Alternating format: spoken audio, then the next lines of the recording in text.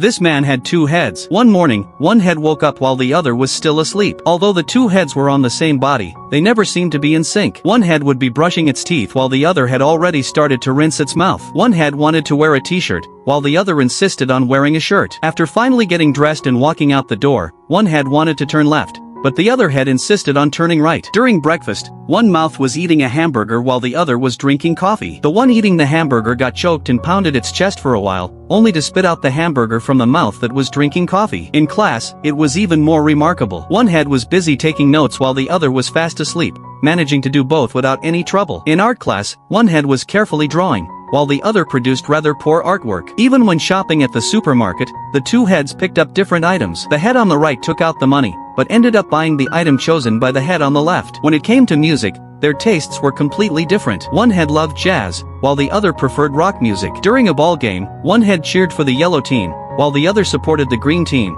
causing their disagreements to grow deeper and deeper. One day, on their way home, one head wanted to take the road on the left, but the other insisted on taking the road on the right. They began to argue. Just then, it started to pour with rain. The argument grew more intense, and eventually, they ended up fighting right there in the middle of the street. As they tugged and wrestled with each other, their body actually split in two, becoming two separate individuals. Now the two heads no longer had to be together all the time. They had finally achieved the freedom they had always dreamed of. Although it felt a bit strange at first, they walked in opposite directions. This time, there was no arguing, but something felt missing. While watching a ball game, the man's favorite team finally won. He wanted to brag to the other head, but then he remembered that the person who always argued with him was no longer there. He went to the mirror and drew the other head on it, just like they used to be. Then, the man suddenly straightened up and shifted his position. The image in the mirror slowly aligned with the man's face. It turned out that the other head had always been inside him. At that moment, he realized that both heads were truly a part of himself.